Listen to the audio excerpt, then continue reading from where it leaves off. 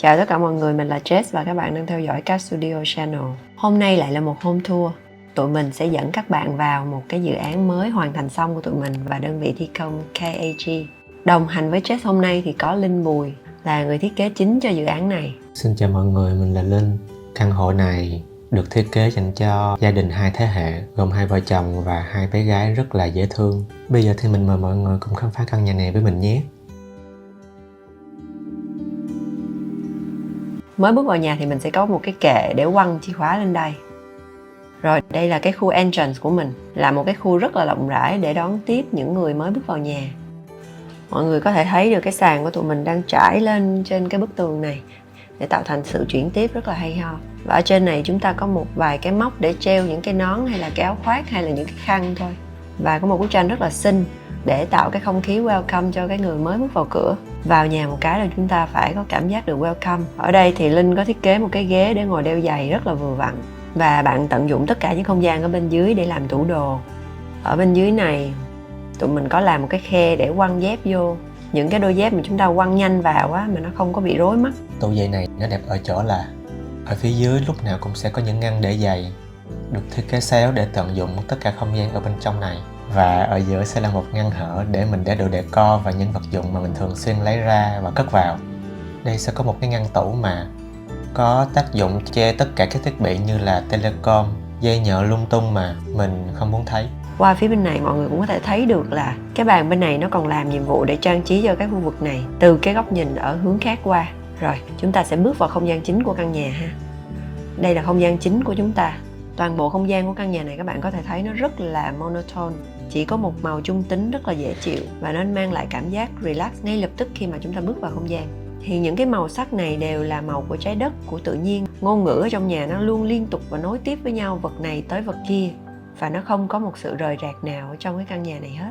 Tại vì cơ bản là chủ nhà của tụi mình là một người rất là thích cái sự hoàn hảo, cho nên là những cái đồ rời, những cái đồ không đúng vị trí á, nó sẽ làm cho anh ấy khó chịu. Cho nên vì vậy từ đầu tụi mình đã làm mọi thứ. Thứ nhất là muốn relax thì nó phải có đường cong, không có nhiều góc cạnh. Thứ hai là nó phải chuyển tiếp từ không gian này qua không gian khác một cách rất là mượt mà. Thì đó là cái cách mà tụi mình đã xử lý ở trong cái căn nhà này. Phần trần giật cấp này, ngoài cái yếu tố trang trí là tăng thêm detail cho trần, thì nó cũng có công năng là che bớt hệ thống đường ống nước. Ban đầu ở phía trên này là những cái đường ống có sẵn của căn hộ này. Vì vậy nên thay vì mình đóng hộp nó thì mình đã làm cho nó thành một cái đường chạy thẳng ra bên phía ngoài cửa ra vào luôn. Và từ đó tụi mình bắt đầu trang trí thêm ở bên dưới những cái hệ tủ lớn như vậy để tạo thành một cái sự chuyển tiếp, uyển chuyển từ ngoài vào trong.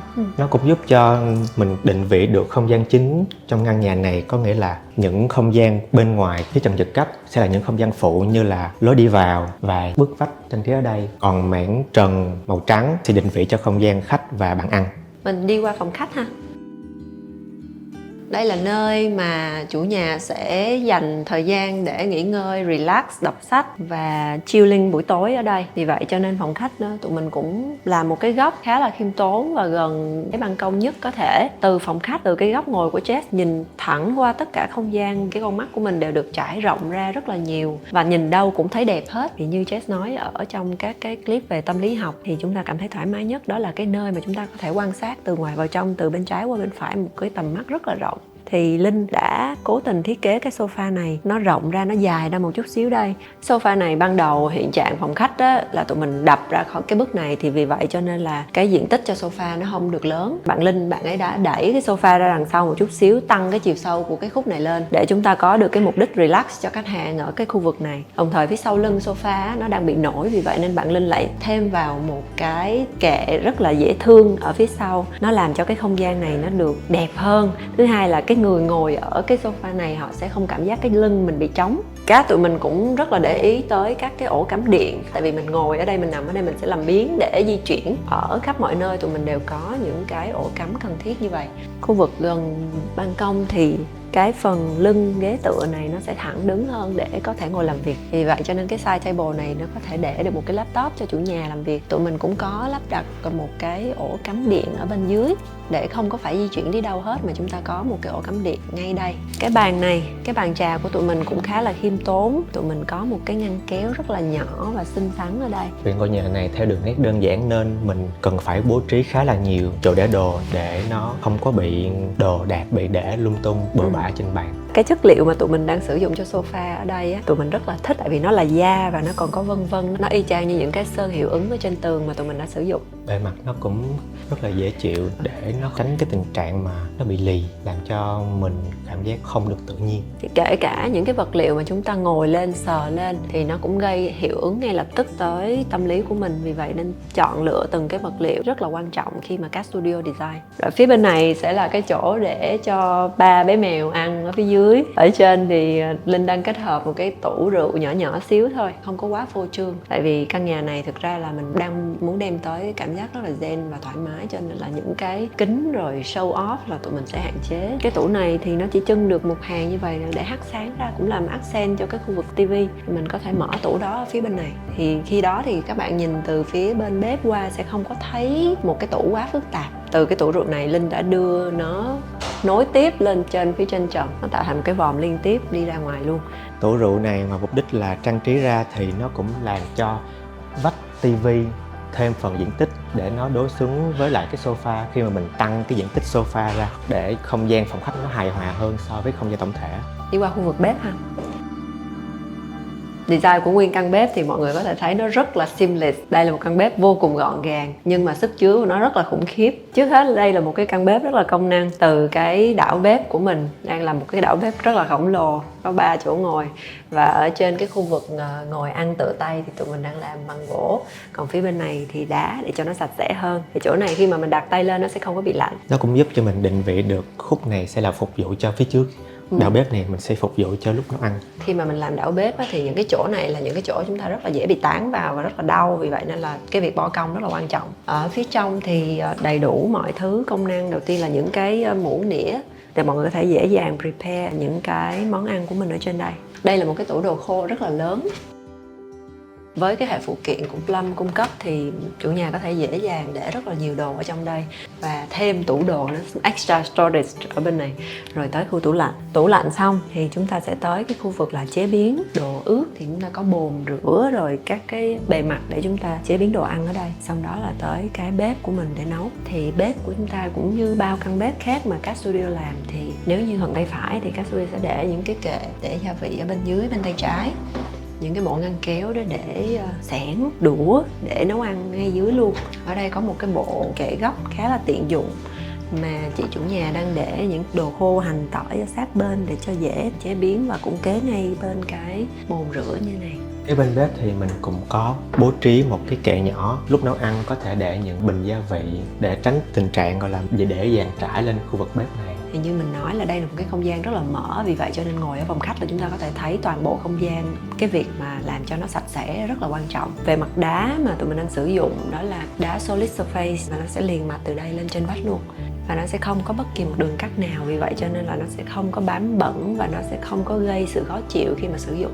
Vì là cái trần nhà này cũng rất là cao, cho nên là nếu như mà tủ bếp trên mà tụi mình đẩy lên cao quá thì nó sẽ không có được đẹp về mặt tỷ lệ. Cho nên là phía trên cao là Linh đã làm một cái hệ tủ lớn khác, cái thể tích của nó lớn hơn để mình có thể để những cái đồ mà mình ít khi nào dùng. Hệ tủ ở trên này mọi người có thể thấy là sẽ ăn theo hệ tủ của tủ lạnh và nó sẽ chạy suốt chiều dài của bếp luôn. Nó sẽ liền mạch vào thiết kế và tăng diện tích sử dụng cho hệ tủ trên.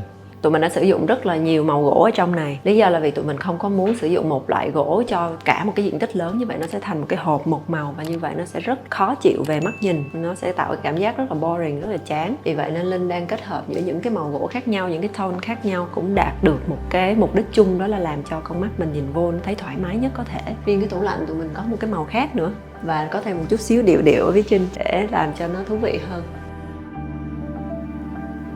Bàn ăn mà Linh thiết kế thì nó đủ chỗ cho rất là nhiều người ngồi. Và cái mục đích của tụi mình đặt cái bench ở đây á, là để nó không có bị che cái tầm nhìn khi mà chúng ta ngồi ở ngoài phòng khách mà chúng ta nhìn về phía bên đó. Nếu mà có lưng ghế thì nó sẽ nhìn rất là luồn thuộn. Cho nên là đây là cái lý do mà tụi mình đã đặt cái bench ở đây. Rồi ở đây nó có một cái cây giả thôi, nhưng mà nó tạo cho cái không gian có một điểm nhấn rất là hay. Từ trên kia tụi mình có một cái đèn chiếu xuống, thì khi đó nó sẽ có cái double light ở đây, sẽ làm cho tâm lý của chúng ta dịu lại. Chúng ta nhìn thấy màu xanh là chúng ta cũng thể rất là relax rồi, chưa kể là double light nữa. Phần phía bên này của cái bàn ăn á, tránh cho cái việc là cái bàn ăn quá dài trong một cái không gian như vậy, thì phần phía bên này của bàn ăn bạn Linh đã làm một cái chất liệu khác so với phần phía bên kia. Thì đây là một cái khối đá mà nó liền mạch từ trên xuống luôn. Từ phòng khách nhìn qua thì tụi mình có thêm một cái điểm nhấn rất là mạnh ở phía bên này để nó cân lại tất cả những cái chi tiết nhỏ nhỏ bên ngoài. Và nó cũng góp phần làm điểm nhấn cho khu vực lối vào. Ở đây cũng có một cái bề mặt để chúng ta có thể để sách trang trí lên đây. Nó rất là gọn và nó rất là mỏng thôi, vì vậy cho nên nó không có chiếm bao nhiêu diện tích cả. Vì cái mục đích của tụi mình đang làm là nó phải trải dài được hết cái diện tích sử dụng của khách hàng, mà mắt nhìn vào nó không có bị chấm dứt ở một cái đường nào đó. Vì vậy cho nên là tụi mình đã hạn chế sử dụng chân bàn, chân ghế.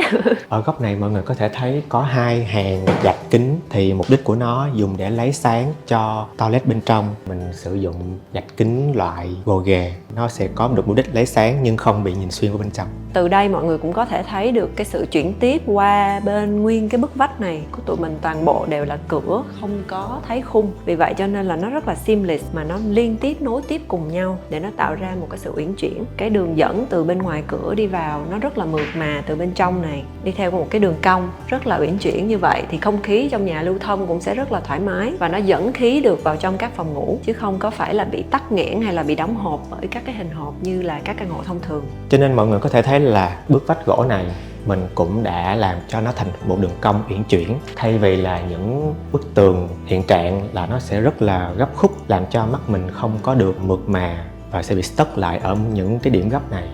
Mọi người có thể thấy hệ vách gỗ này rất là bắt mắt để nó bù đắp lại sự đơn giản của căn bếp phía đối diện. Khách hàng mình có một cái loa Bang Olufsen rất là đẹp, và cái loại này nó là cái loại có 3 cái chân đó, nhưng mà sở thích của ảnh là muốn treo tường, vì vậy nên ở đây cũng là một cái góc được gọi là feature wall. Ở trên này tụi mình cũng có cái ổ cắm cho loa và treo lên thì nhìn rất là đẹp. Thay vì là 2 cái cửa ra vào riêng biệt như là các căn hộ khác thì chúng ta nhìn vào chúng ta thấy cái cửa, nhưng mà ở đây Linh đã cố tình distract cái người nhìn vào bằng một cái vòm rất là dễ thương và còn màu đỏ nữa. Thì vì vậy chúng ta quên mất cái sự hiện diện của 2 cái cửa này, chưa kể là nó seamless nữa. Vì vậy cho nên là đây là một cái cách xử lý về thiết kế rất là thông minh của Linh. Bây giờ cùng với Jess khám phá trước căn phòng ngủ của bé gái lớn ha. Bước vô đây thì việc đầu tiên có thể treo đồ lên cái móc đồ này, hoặc là bạn có một cái móc nhỏ nhỏ ở dưới này để treo túi xách. Rồi ở dưới này, cái chỗ này á, là tụi mình thiết kế để cho bạn có để một cái giỏ đồ dơ dưới này. Đây là một cái tủ để tránh cho cái việc là tủ quần áo mình đi ra tới đây thì nó bí cái căn phòng, cái cảm giác khi mà bước vào phòng nó hơi bị ngột ngạt. Vì vậy nên ở đây nó có một cái tủ hở để bạn có thể để đồ trang trí lên. Rồi mình chỉ làm đơn giản có một cái strip light ở đây thôi để tạo accent, điểm nhấn. Căn phòng ngủ thành ra là nó chỉ có cái giường ngủ thôi, nhưng mà gia đình này thì họ có thói quen là có tivi ở trong phòng ngủ, cho nên là tụi mình đã để cái tivi ở đây. Những cái thiết bị của tivi nằm ở dưới này nó sẽ integrate với lại cái bàn học của bé để cho mọi thứ nó liền mạch hơn và nó không có bị lụm thuộm. Và cái bàn này tụi mình cũng không có làm chân á, không có bị nhiều thứ dưới này vì cái căn phòng này nó cũng không có được rộng lắm. Vì vậy nên cái việc quét dọn hay là tầm mắt nhìn của mình nó sẽ trải được hết tất cả những đường ranh giới của sàn ở trong căn phòng. Kể cả cái tủ sách bên này tụi mình đã nép hết vào trong. Đây là một cái tủ đầu giường mà tụi mình làm thành cái táp á, để cho nó không có cái chân á. Giường thì Cát thường là thích bọc da hoặc bọc vải để không có bị góc cạnh nhiều quá đó. Tại vì nhiều khi mình đi chân mình nó tán vào cái giường á thì nó sẽ không có bị đau. Mọi đường nét thiết kế trong căn nhà này đều rất là liền mạch, vì vậy nên là nguyên một cái hệ thống tủ sách nè, nó liền với lại cái tủ đầu giường, rồi từ đây nó liền với lại một cái khe đèn hắt từ dưới lên. Thì buổi tối khi mà bạn ngủ bạn có thể tắt hết đèn, chỉ để lại cái đèn hắt này thôi thì rất là chill. Ở đây là cửa sổ góc, thành ra là tụi mình đang sử dụng cái rèm lá sách kiểu như vậy để cho nó gọn gàng, nó không có lùm nhùng và nó đỡ tốn diện tích hơn rất nhiều so với rèm vải. Cái tủ sách bên dưới này á, nếu mà bạn để ý thì có một vài cái chi tiết rất là dễ thương cho mấy bạn mèo. Mấy bạn ấy đi đâu cũng sẽ có chỗ để cào móng.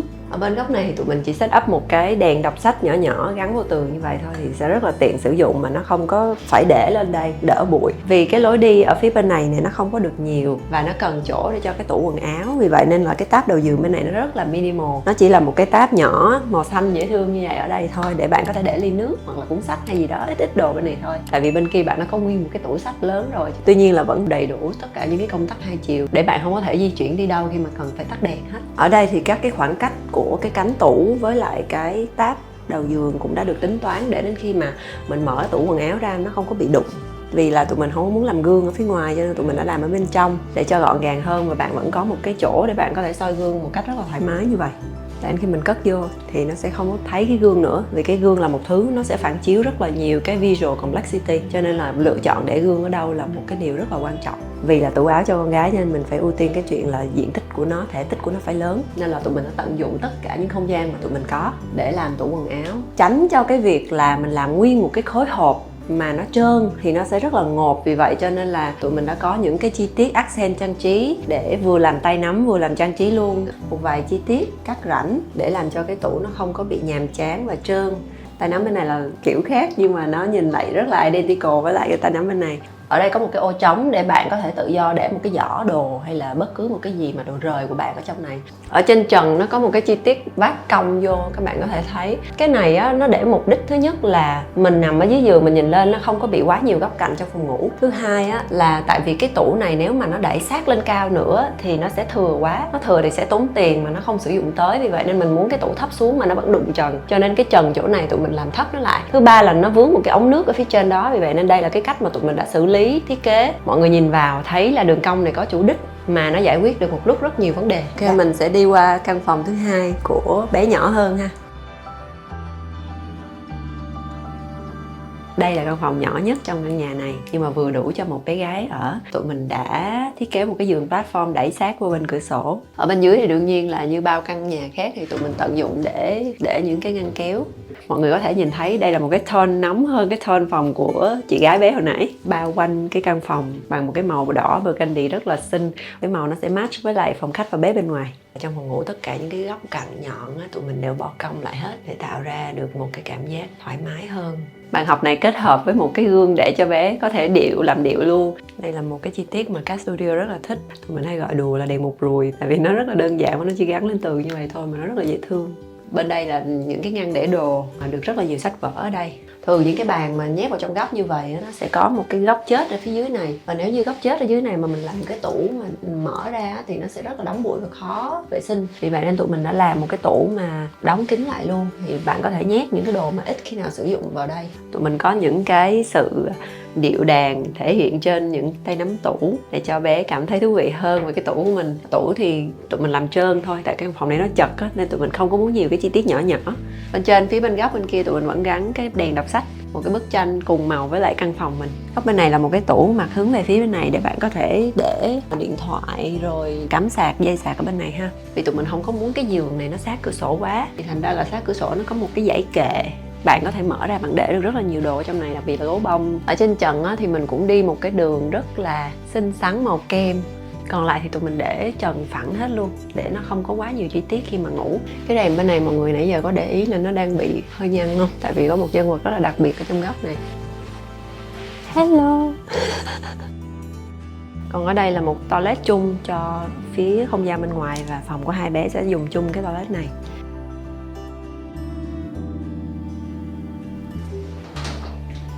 Rất là nhiều chỗ để đồ. Dưới hốc này các bạn có thể để máy hút bụi này, rồi những cái ngăn này có thể để những cái đồ khác. Phía bên này là bồn cầu. Ở trên đây thì Cat Studio có thiết kế một cái chỗ để các bạn để điện thoại theo yêu cầu của chủ nhà.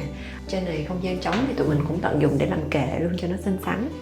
Không gian rửa mặt thì tụi mình đã thiết kế một cái chỗ rất là functional, rất nhiều công năng ở trong này. Một cái tủ gương lớn, bồn rửa mặt âm là một thiết kế mà rất công năng mà tụi mình đã nhắc tới trong cái clip mà sai lầm của bản thân mình, thì các bạn có thể click ở bên trên coi thêm. Nói tới bồn rửa mặt thì tụi mình muốn có một cái bề mặt phẳng rất là seamless để các bạn dễ lau chùi và có thể hất nước vào trong này một cách dễ dàng. Không quên những cái ổ cắm điện cho máy sấy hay là máy cạo râu. Toilet này rất là xinh ở chỗ là nó có một cái cửa sổ nữa, vì vậy vậy nên có thể dễ dàng đặt cái cây ở đây để làm accent. Ở bên trong phòng tắm thì tụi mình cũng tận dụng hết tất cả những cái không gian cần có. Ở đây một cái bục ngồi ở đây để có thể tắm hay là tẩy da chết. Ngoài ra thì cái vật liệu mà tụi mình sử dụng ở trong đây đều là gạch giả gỗ. Với cái vật liệu này thì nó sẽ làm ấm cái căn phòng lên. Welcome. Đây là phòng master. Đây là một căn phòng mà tụi mình đã tận dụng tất cả thể tích để có thể làm cho nó công năng nhất có thể. Từ những cái góc tủ áo, ví dụ như những cái góc xéo như vậy, nó được tạo ra bởi cái đường vòng ở phía ngoài phòng khách của mình á. Thì ở trong này tụi mình có một cái hốc hình tam giác, thì tụi mình đã tận dụng nó làm tủ túi xách mà mình không có bị uổng phí cái tam giác này. Ở phía bên này nếu mà tụi mình không nói thì chắc các bạn cũng nghĩ đây chỉ là một cái bức tường thôi, nhưng mà tụi mình đã tận dụng nó để làm một cái tủ để đựng được rất là nhiều đồ ở trong này. Bàn make up cũng vậy, tụi mình cũng tận dụng để làm rất là nhiều chỗ chứa đồ ở phía bên trong. Ở dưới chân bàn là mình hoàn toàn hầu như không có chân luôn. Cái bàn là hoàn toàn là treo để cho chúng ta có thể nhìn thấy được diện tích của cái sàn nó trải dài ra hơn mà không có bị bí bách. Cái góc này ở ngay đây tụi mình đã bo cong rất là nhiều để mọi người đi qua không có bị tán trúng nó và cũng không có gây tức mắt. Cong từ đây đi cong qua bên trong phía bên này. Cái chỗ này thì chúng ta không cần nhiều diện tích, vì vậy nên tụi mình đã ép nó sát vô bên trong. Ở đây có một cái hốc để cái thùng rác vừa vặn ở trong góc này, cũng rất là khéo léo và giấu kín được vào bên trong. Tủ đầu giường rất là seamless. Chúng ta chỉ có hai cái ngăn kéo rất là lớn ở trong này để đồ linh tinh. Tất cả những cái công tắc đều được integrate ở trong đầu giường. Tại vì trong cái lúc thiết kế tụi mình đã tính toán từ đầu luôn, không có một cái sự thừa thãi luộm thuộm nào ở đây cả. Kể cả những cái đèn đọc sách như vậy, có thể thấy là mọi thứ nó đều rất là dính tường. Những cái khe đèn, những cái đường góc cạnh đã được tụi mình bo góc. Những cái hộc rèm thiết kế lại bằng gỗ để cho nó có một cái sự ấm cúng từ phía trên và nó chuyển tiếp xuống dưới, chứ nó không có bị ngắt quãng ở chỗ nào cả. Nguyên cái tủ quần áo bên này cũng vậy, tụi mình không có làm là tay nắm, tại vì cái lối đi này cũng khá là nhỏ. Từ cái bước thiết kế là tụi mình đã tính toán làm sao để cho gia chủ có một cái trải nghiệm ngủ yên bình nhất ở trong không gian này. Tại vì tùy cái yêu cầu đầu bài của mỗi gia chủ mà tụi mình sẽ làm may đo các cái không gian dựa trên cái yêu cầu đó.